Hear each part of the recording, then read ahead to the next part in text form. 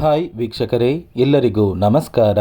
ನೋಡಿ, ಗೃಹಲಕ್ಷ್ಮಿ ಯೋಜನೆಯ ಪ್ರತಿಯೊಂದು ಫಲಾನುಭವಿಗಳಿಗೆ ಸರ್ಕಾರದಿಂದ ಭರ್ಜರಿ ಗುಡಿಸ್ನ ಕೊಟ್ಟಿದ್ದು, ನಿಮ್ಮ ಬ್ಯಾಂಕ್ ಖಾತೆಗೆ ಸರ್ಕಾರ 6,000 ಹಣನ ಜಮಾ ಮಾಡ್ತಾ ಇದೆ. ನಾಳೆ ಗುರುವಾರ ಏಪ್ರಿಲ್ 10ರಂದು ಕರ್ನಾಟಕದ 26 ಜಿಲ್ಲೆಗಳ ಪ್ರತಿಯೊಂದು ಫಲಾನುಭವಿಗಳಿಗೆ ಗೃಹಲಕ್ಷ್ಮಿ ಯೋಜನೆಯ 4,000 ಹಣ ಮತ್ತು ಅನ್ನಭಾಗ್ಯ ಯೋಜನೆಯ 5 ತಿಂಗಳ 2,000 ಹಣ, ಒಟ್ಟು 6,000 ಹಣ ಜಮಾ ಆಗ್ತಾ ಇದ್ದು, ಈ 6,000 ಹಣಕ್ಕೆ 5 ಹೊಸ ನಿಯಮಗಳು ಕೂಡ ಜಾರಿಗೆ ಬಂದಿದೆ. ಬನ್ನಿ ಸ್ನೇಹಿತರೆ, ಆ ಒಂದು ಮಾಹಿತಿ ಏನು ಅಂತ ತಿಳಿಸ್ಕೊಡ್ತಾ ಇದ್ದೀನಿ. ಅದಕ್ಕಿಂತ ಮೊದಲು ನೀವೇನಾದ್ರೂ ಇನ್ನೂ ಕೂಡ ನನ್ನ ಚಾನಲ್ನ ಸಬ್ಸ್ಕ್ರೈಬ್ ಆಗಿಲ್ಲ ಅಂದರೆ ದಯವಿಟ್ಟು ಪ್ರತಿಯೊಬ್ಬರು ಚಾನಲ್ನ ಸಬ್ಸ್ಕ್ರೈಬ್ ಮಾಡ್ಕೊಳ್ಳಿ, ಹಾಗೆ ವಿಡಿಯೋಗೆ ಒಂದು ಲೈಕ್ನ ಕೊಡಿ. ಹೌದು ವೀಕ್ಷಕರೇ, ಗೃಹಲಕ್ಷ್ಮಿ ಮತ್ತು ಅನ್ನಭಾಗ್ಯ ಯೋಜನೆಯ ಪ್ರತಿಯೊಂದು ಫಲಾನುಭವಿಗಳಿಗೆ ಸರ್ಕಾರದಿಂದ ಭರ್ಜರಿ ಗುಡಿಸ್ನ ಕೊಟ್ಟಿದ್ದು, ನಿಮ್ಮ ಬ್ಯಾಂಕ್ ಖಾತೆಗೆ ಸರ್ಕಾರದಿಂದ ಒಟ್ಟು 6,000 ಹಣ ಜಮಾ ಆಗ್ತಾ ಇದೆ.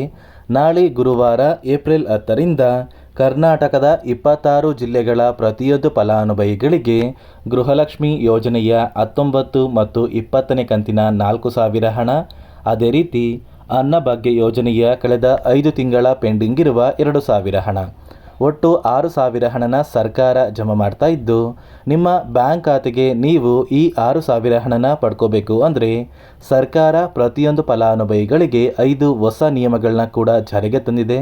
ಈ 5 ನಿಯಮಗಳ ಆಧಾರದ ಮೇಲೆ ನಿಮ್ಮ ಬ್ಯಾಂಕ್ ಖಾತೆಗೆ ಹಣ ಜಮಾ ಆಗ್ತಾ ಇದ್ದು, ಬನ್ನಿ ಸ್ನೇಹಿತರೆ, ಆ ನಿಯಮಗಳು ಏನು ಅಂತ ಕೂಡ ನಾನು ನಿಮಗೆ ಈ ಒಂದು ವಿಡಿಯೋದಲ್ಲಿ ತಿಳಿಸ್ಕೊಡ್ತಾ ಇದ್ದೀನಿ. ಅದಕ್ಕಿಂತ ಮೊದಲು ನೋಡಿ ವೀಕ್ಷಕರೇ, ನಾಳೆ ಗುರುವಾರ ಏಪ್ರಿಲ್ 10ರಂದು ಯಾವ 26 ಜಿಲ್ಲೆಗಳಿಗೆ ಸರ್ಕಾರ ಹಣ ಜಮಾ ಮಾಡ್ತಾ ಇದೆ ಅಂದರೆ, ಮೊದಲಿಗೆ ಬಾಗಲಕೋಟೆ, ಬೆಂಗಳೂರು ನಗರ, ಬೆಂಗಳೂರು ಗ್ರಾಮಾಂತರ, ಬೆಳಗಾವಿ, ಬಳ್ಳಾರಿ, ಬೀದರ್, ವಿಜಯನಗರ, ಚಾಮರಾಜನಗರ, ಚಿಕ್ಕಬಳ್ಳಾಪುರ, ಚಿಕ್ಕಮಗಳೂರು, ಚಿತ್ರದುರ್ಗ, ದಕ್ಷಿಣ ಕನ್ನಡ, ದಾವಣಗೆರೆ, ಧಾರವಾಡ, ಗದಗ, ಹಾವೇರಿ, ಕಲಬುರಗಿ, ಹಾಸನ, ಕೊಡಗು, ಮಂಡ್ಯ, ಕೋಲಾರ, ಕೊಪ್ಪಳ, ಮೈಸೂರು, ರಾಯಚೂರು, ರಾಮನಗರ, ಶಿವಮೊಗ್ಗ, ತುಮಕೂರು, ಉಡುಪಿ, ಉತ್ತರ ಕನ್ನಡ, ಯಾದಗಿರಿ ಮತ್ತು ಬಿಜಾಪುರ. ಈ 26 ಜಿಲ್ಲೆಗಳ ಪ್ರತಿಯೊಂದು ಫಲಾನುಭವಿಗಳಿಗೆ ಸರ್ಕಾರ ಗೃಹಲಕ್ಷ್ಮಿ ಯೋಜನೆಯ 2 ತಿಂಗಳ 4,000 ಹಣನ ಮತ್ತು ಅನ್ನಭಾಗ್ಯ ಯೋಜನೆಯ ಕಳೆದ 5 ತಿಂಗಳ ಪೆಂಡಿಂಗ್ ಇರುವ 2,000 ಹಣ, ಒಟ್ಟು 6,000 ಹಣನ ಜಮಾ ಮಾಡ್ತಾ ಇದ್ದು, ಇಲ್ಲಿಯವರೆಗೂ ಸರ್ಕಾರದಿಂದ ಒಟ್ಟು 18 ಕಂತಿನ ಹಣನ ನೀವು ಪಡ್ಕೊಂಡಿದ್ರೆ ಸಾಕು. ಆದಷ್ಟು ಬೇಗ ಪ್ರತಿಯೊಂದು ಫಲಾನುಭವಿಗಳ ಬ್ಯಾಂಕ್ ಖಾತೆಗೆ 6,000 ಹಣನ ಜಮಾ ಮಾಡ್ತೀವಿ ಅಂತ ಸರ್ಕಾರ ಒಂದು ಮಾಹಿತಿನ ಕೊಟ್ಟಿದೆ. ಅದೇ ರೀತಿ ಈ 6,000 ಹಣ ನಿಮ್ಮ ಬ್ಯಾಂಕ್ ಖಾತೆಗೆ ಜಮಾ ಆಗಬೇಕು ಅಂದರೆ ಪ್ರತಿಯೊಂದು ಫಲಾನುಭವಿಗಳಿಗೆ 5 ನಿಯಮಗಳ ಆಧಾರದ ಮೇಲೆ ಹಣ ಜಮಾ ಆಗ್ತಾ ಇದೆ. ಬನ್ನಿ ಸ್ನೇಹಿತರೆ, ಆ ನಿಯಮಗಳು ಏನು ಅಂತ ಕೂಡ ತಿಳಿಸ್ಕೊಡ್ತಾ ಇದ್ದೀನಿ. ಮೊದಲನೆಯ ಒಂದು ನಿಯಮ ಬಂದು, ನೀವು ಹೊಂದಿರುವಂತಹ ಒಂದು ರೇಷನ್ ಕಾರ್ಡ್ಗೆ ನಿಮ್ಮ ಮನೆಯ ಪ್ರತಿಯೊಂದು ಸದಸ್ಯರ ಆಧಾರ್ ಕಾರ್ಡ್ನ ಕಡ್ಡಾಯವಾಗಿ ಲಿಂಕ್ ಮಾಡಿಸ್ಬೇಕು. ಅದೇ ರೀತಿ ಎರಡನೆಯ ಒಂದು ನಿಯಮ ಬಂದು, ಕಳೆದ 15 ವರ್ಷಗಳಲ್ಲಿ ನೀವು ನಿಮ್ಮ ಬಳಿ ಇರುವಂತಹ ಒಂದು ಆಧಾರ್ ಕಾರ್ಡ್ನ ಯಾವುದೇ ರೀತಿಯ ಒಂದು ತಿದ್ದುಪಡಿನ ಮಾಡಿಸಿಲ್ಲ ಅಂದರೆ ನಿಮ್ಮ ಬ್ಯಾಂಕ್ ಖಾತೆಗೆ ಹಣ ಜಮಾ ಆಗೋದಿಲ್ಲ. ಅದೇ ರೀತಿ ಮೂರನೆಯ ಒಂದು ನಿಯಮ ಬಂದು, ಸರ್ಕಾರದಿಂದ ಬರುವಂತಹ ಒಂದು ರೇಷನ್ ಏನಿದೆ ಅಂದರೆ ಅನ್ನಭಾಗ್ಯ ಯೋಜನೆಯ ಉಚಿತ ಅಕ್ಕಿ ಏನಿದೆ, ಈ ಉಚಿತ ಅಕ್ಕಿನ ನೀವು ಕಳೆದ 3 ತಿಂಗಳಿಂದ ಪಡ್ಕೊಂಡಿಲ್ಲ ಅಂದರೆ ನಿಮ್ಮ ಬ್ಯಾಂಕ್ ಖಾತೆಗೆ ಸರ್ಕಾರ ಗೃಹಲಕ್ಷ್ಮಿ ಯೋಜನೆಯ ಹಣನ ಜಮಾ ಮಾಡೋದಿಲ್ಲ.